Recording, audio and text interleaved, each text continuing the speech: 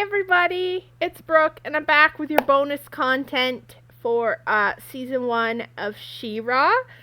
We're kind of gonna do a tier list of characters today. We gotta come up with some tiers. I think this is princess level.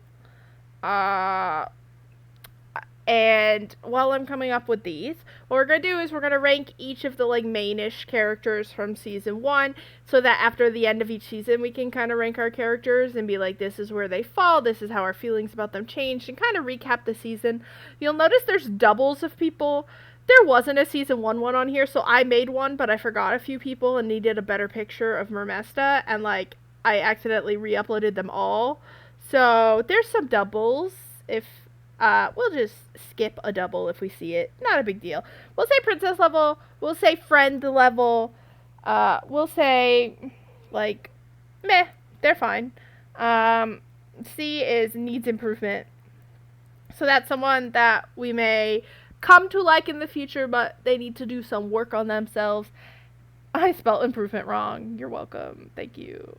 You know how it be. And then D, our last tier will be no thanks, go away. There's nothing they can do. We don't want them around. Please go away. Do not come back. Leave the planet. You know? Alright, let's break into it. We gotta start with Adora, right? She's our girl. She's our main girl. We're introduced to her first. We know she's a badass. We know she's working for this horde, which we can kind of tell is probably not good, but she doesn't know. I hate you. Sorry, I'm gonna get distracted. Ooh, it's a lot today. But we see when she figures out that she's on the wrong side, she takes that in very quickly when she sees that what she's doing is causing pain. And she switches sides. She becomes our She-Ra, and we love her as Adora and as She-Ra. I just put her as Adora because I know some people might consider them separate, but to me, She-Ra is still Adora. She still thinks like Adora. I thought Adora was going to be friend level to meh, because sometimes I struggle with main characters, but honestly, she's great. She's not perfect, but I like that about her. I like that sometimes she struggles with things and isn't perfect. And I really like that she has worked throughout this season to really figure out what she stands for. Not Adora of the Horde, but herself. Where does her power come from? And she's kind of discovered that it comes from protecting her loved ones, her friends, and just, being able to help others. And we kind of saw in those flashback episodes that that's what she did for Catra as a kid. It's come very naturally to her. So I think she deserves princess level. Our boy Bo also just deserves princess level, okay? Bo is a joy. Every time he ever does anything that hurts his friends, he is immediately apologetic, and he is like, I am so sorry, I will do better. He has never given up on his friends. Him and Glimmer had one fight, and even then they got kidnapped, and all he cared about was making sure she was okay. And I really appreciate Bo as a character because he is someone who could be a sidekick that falls into a background a lot, but he's not. They give him his own arcs, they give him his own story, and I really enjoy his character. We gotta get our top 3 out, right? Glimmer is also top 3. She is princess level. She is my queen. She is who I want to be for Halloween. That rhymed. If you didn't know, I'm a poet. Glimmer's such a good character. We kind of meet her at the beginning of the season, and she's this princess who seems a lot younger than everyone else, and her mom is kind of very overprotective. And she's really set out to prove herself, and in the beginning, that proving herself is just about herself, right? It's just about her fighting, her leading battles, and we kind of see her grow to start reforming the Princess Alliance and building these important connections, and she does a great job with the help of her friends. And by the end, we see a Glimmer who believes in herself and is not as reliant on her powers because she doesn't have them, and when she does get them back, she shows she knows how to use them.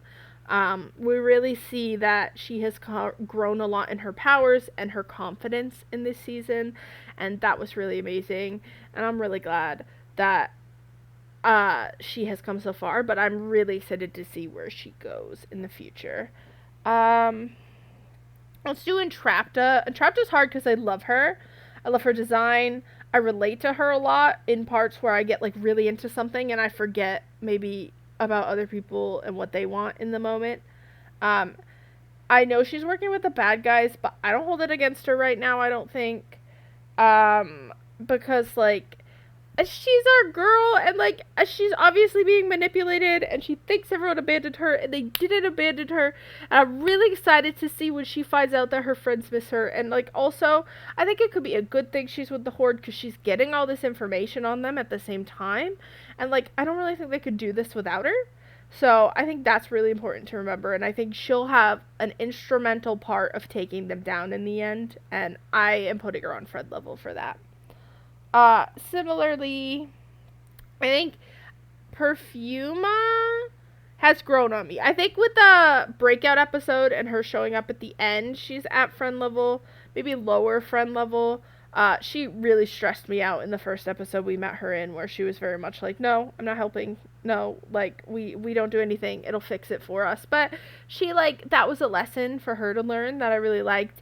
She's not one of my favorite princesses, but I still do really like her. And I thought her banter with Entrapta in the Rescue Bow and Glimmer episode was really great.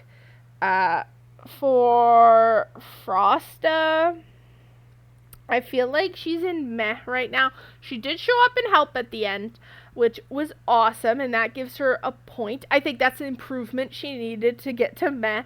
Um, but other than that, we've really only seen her in one episode where she was kind of very stickler for the rules. I need to do it my way. And I don't think that's a bad thing. I think that's a good start, especially for a character so young in charge of so many people. I don't think that that's crazy. But I think I need to see more of her and like get to know her personality before I could put her on a higher tier. Because she really was only in the 2 episodes. Hordak, I don't like him. I don't think there's anything he could do. I forgot his little baby, I'm realizing now. Baby goes with him. Okay, same thing. Well, maybe the baby could have improvement in turn on him. I don't know. But him and himself, bad guy. Okay, he's just a bad guy. I don't know what his plan is. All I know is he wants to destroy everyone. There's no coming back from that, bro. Like, that's bad. You can't do that. Like, that's not okay. He just wants to kill everybody. You have to go to bad guy land. Like, I don't want you here. I don't think there's much more I need to say about him. Our boy Kyle. Kyle has to go in meh. And you may be saying Kyle needs improvement. And maybe he does. But I think Kyle is a tier above the other cadets we'll go through. Because Kyle helped Bo that one time. Kyle wants to be friends. Kyle doesn't even like where he's at. So I think Kyle could be the first one of them to leave. And I want to believe that he's a good man like that and he'll come through. He's not at friend level till he leaves the Horde, but I like Kyle. Lonnie needs improvement. Lonnie's a fun character. She didn't get a ton of screen time. She's kind of a side there, but she seems like she could be a fun character, but she seems very loyal to the Horde right now. So you know that's where she goes. That's where she goes, okay? That's where she belongs. We don't see much growth from Lonnie. We just see that she's mad at Adora for leaving, similar to Catra. Madame Raz, like, I kind of want to put her here, but she was only in 1 episode. But she was a very good friend in the 1 episode she was in. So I think she goes on friend level, because she could have just, like, ignored Adora. She could have been like, okay, bye, not my problem. But she didn't. She was friends with the previous She-Ra, Mara, who ended the line for a while. So I actually think she could come back if Adora goes to her with questions. I think she was a really helpful character in the episode she was in too, and she was just like a really joyful character in this really sad moment with Adora. So I think she earns friend level. I'm gonna do Mermista and put her up here. I love her. Okay, I think she might be my favorite of all the princesses they've gone and recruited. She's so great. Like, I love her delivery of her lines. And by the end, I was, like, shipping her with Seahawk. So I'm like, alright, you got me. Like, she's in a ship I like. She's funny. Her powers are fucking OP as hell. Like, I love her. So she is definitely way up there. Um, I really enjoyed the episode she was in, like when we got to see where she's from. She was super helpful in the escape episode. She was the first one to show up to help with the beacon. I think she's just a real one, and I am really drawn to her character, so I think she deserves princess level myself. I hope you all agree. Queen Angela, that's hard. I like her a lot, but I think she's friend level right now. I like her a lot more at the end of this season because I saw where she was coming from with Glimmer, but I think she was a little stuck in her ways at the beginning of the season. I think she's definitely someone in season 2 who could go to princess level. Um, but right now, I probably have her there because I do really, really like her, but she's not at the level of the people at that where I'm like, these are my baes. I'll go for them. Like, don't come at me. Like, we're gonna have problems. Um, I think Lizard Guy needs improvement. I don't even know his name. I just typed in Lizard Guy from She-Ra. um, and so I think he needs a name. I don't know if they gave him a name, guys. Like, if you know his name, put it in the comments for me. But I think he needs improvement. Again, I think the improvement all these three all need is to leave the horde. But you know how it is. Scorpia, I really like Scorpia as a character. She's not princess level because she's with the bad guys. But I like her more than I like Kyle or Frosta, so I do have to put her on friend level because she is a good friend to the people she considers friends. You know, we have to give her that. I don't think she has any evil intentions. It kind of feels like her family was just too polite when Hordak first showed up, or they were just trying to survive, and like they ended up working for him. I could see her switching sides. I really could. I could see it happening soon, honestly. Um, I really like her. She's always funny. She always brings some levity. And at the same time, I think she bounces off of Catcher really well to make her scenes a little more jovial, where Catcher's being very sulky and, you know, so I think she does really well there. Uh, he grew on me, you guys. He grew on me. But did he grow on me as much as these people? I think he might have. That's the hard part. Like, I definitely like him more than these two, but not as much. Oh my god, do I need a tier in between that's just like the Seahawk tier? Now, I'll put him at the bottom of friend level.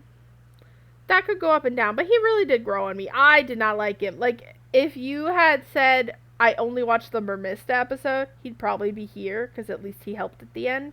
But I think the episodes, the prom episode and the episode where they saved Bow and Glimmer did move him up here. He was really helpful, and it was really great. He's a very supportive character. I do ship him and Mermista a lot. Um, it's something that his singing was super annoying, but like it's funny, I get it.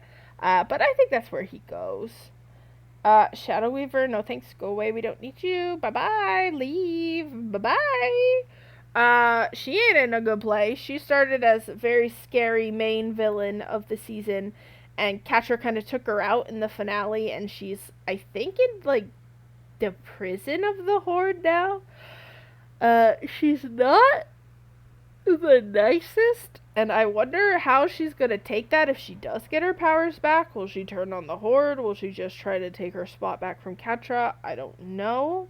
I assume she's gonna be in season 2. I can't imagine her like leaving, right? Swiftwind is probably, if I'm honest, I like the horse's design a lot. I think he's funny. He's only in 2 episodes though, so that's hard. I think he might be in meh for now. Not because I don't like him. I do like him. I just don't love him at the level I love these characters. He also, like, a little bit of an exposition dump horse, but I still liked it. I think I could see him going up if we get more of him in other seasons. But he really just started as Horsey, and then Adora turned him into this, and then we didn't see him until, like, the last 2 episodes. He was very helpful, though. This is the princess who controls wind who hangs out. I'll put her on meh. Meh's not bad. I feel like meh just means like they're cool, but they're not like a liked or a loved, you know? She's there. She was super helpful at the end. I really like her. I think I'll put her girlfriend at the same level. I'd like to see more of both of them because when they did finally start talking in the finale, it was really awesome and they were so helpful. And they were like so supportive and they never gave up on the Princess Alliance. So you do have to give them that. Uh, and I like the running joke of them just being there and no one knows what they do. And then, like, at the end, it's actually very helpful that they're there and they know what they do. So that was super awesome. And then finally, last but not least, my girl, this is like so complicated because I think I love her character, but I'm mad at her. Do you know what I mean? Like, where you're like, oh, this character I love so much, but they're a bad guy. So you feel like you have to take points away, but if I'm honest, she's up here as like a character because I like her. I like that she's complicated. I don't always like when she makes a bad decision and I want her to make the good decision. But like that emotion, that like investment shows me how much I care about this character. She would have to like actually kill someone probably for me to drop her if I'm honest. Or like just be like really boring for a season or like not have any good moments. But for this season we really saw like this whole emotional journey that they play out so well through like her ears and her facial expression and her tail movements of this person who has always been second best and like jealous but also loves the person they're jealous of and how complicated that relationship was. And we kind of saw her make bad decisions, but they were decisions that in her mind make sense and the story backs up for them making sense for her even if we may not agree with them. Uh and you know, I really her character's so intriguing. Like if Catra's on screen, I'm watching. I'm not ignoring it. Like I really want to know what she's going to do next even when it's like, "Oh no, please stop." And I'm really probably the most invested to see how she grows throughout the next 5 seasons and who she becomes. Uh so there you have it. That is my She-Ra and the Princesses of Power season 1 character tier list. This is how I'd rank them. Let me know, who would you move around, who goes up, who goes down. What did you think of season 1 as a whole? Maybe how would you review it or describe it to someone else in words? Just season 1, not including other seasons. And I really hope you enjoyed this bonus video. And I can't wait for season 2. And I will see you next Thursday for season 2, episode 1. Have a great rest of your day.